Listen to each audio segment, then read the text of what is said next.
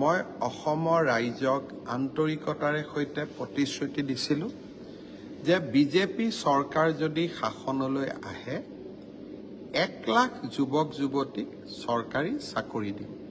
আজি আমি ৯৯,০০০ আৰু ৯৭টা নিযুক্তি সম্পূৰ্ণ কৰিলোঁ। PWD ৰোডছ আৰু বিল্ডিং ডিপাৰ্টমেণ্টত আজি আমি ৬০০ জনতকৈও অধিক জুনিয়ৰ ইঞ্জিনিয়াৰক নিযুক্তি দিলোঁ আৰু ৮১২ গৰাকী নাৰ্ছক নগাঁও, কোকৰাঝাৰ, নলবাৰী আৰু তিনিচুকীয়া মেডিকেল কলেজত আমি নিযুক্তি দিলোঁ। চাওঁতে নিযুক্তি আজি 1 লাখতকৈ 3টা কম। মই নিশ্চিত যে এই মাহত নহ'লে অহা মাহত আমি 1 লাখ নিযুক্তি সম্পূৰ্ণ কৰিম। অসমত ইয়াৰ আগতে কোনো এখন চৰকাৰ নাছিলে যিখন চৰকাৰে নিজৰ কাৰ্যকালৰ প্ৰথমটো 3.5টা বছৰত 1 লাখ নিযুক্তি সম্পূৰ্ণ কৰিছিলে। এটাও হাইকোৰ্ট হোৱা নাই, দুৰ্নীতিৰ অভিযোগ অহা নাই আৰু অসমৰ দুখীয়া আৰু মধ্যবিত্ত শ্ৰেণীৰ লোকে চৰকাৰী চাকৰি প্ৰথমবাৰৰ বাবে পাবলৈ সক্ষম হৈছে। এতিয়া মোৰ লক্ষ্য অনাগত দিনত আৰু 50,000 নিযুক্তি সম্পূৰ্ণ কৰিব পাৰোঁ নেকি। চেষ্টা অব্যাহত থাকিব, মই মোৰ কাম কৰি গৈ থাকিম।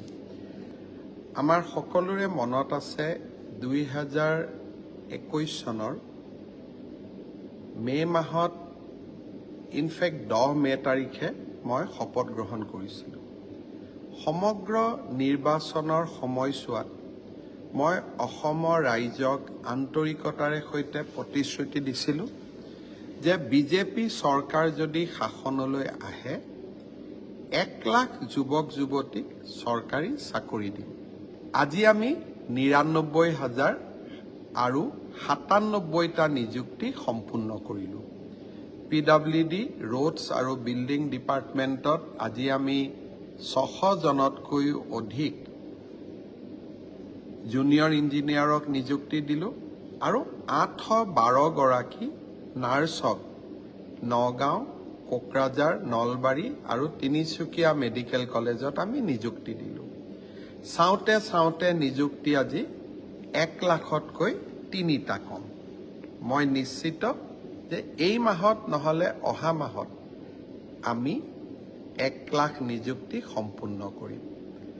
অসমত ইয়াৰ আগতে কোনো এখন চৰকাৰ নাছিলে যিখন চৰকাৰে নিজৰ কাৰ্যকালৰ প্ৰথমটো 3.5টা বছৰত 1 লাখ নিযুক্তি সম্পূৰ্ণ কৰিছিলে। এটাও হাইকোৰ্ট হোৱা নাই, দুৰ্নীতিৰ অভিযোগ অহা নাই আৰু অসমৰ দুখীয়া আৰু মধ্যবিত্ত শ্ৰেণীৰ লোকে চৰকাৰী চাকৰি প্ৰথমবাৰৰ বাবে পাবলৈ সক্ষম হৈছে। এতিয়া মোৰ লক্ষ্য অনাগত দিনত আৰু 50,000 নিযুক্তি সম্পূৰ্ণ কৰিব পাৰোঁ নেকি। চেষ্টা অব্যাহত থাকিব, মই মোৰ কাম কৰি গৈ থাকিম। চাওঁতে নিযুক্তি আজি 1 লাখতকৈ 3টা কম। মই নিশ্চিত যে এই মাহত নহ'লে অহা মাহত আমি 1 লাখ নিযুক্তি সম্পূৰ্ণ কৰিম। অসমত ইয়াৰ আগতে কোনো এখন চৰকাৰ নাছিলে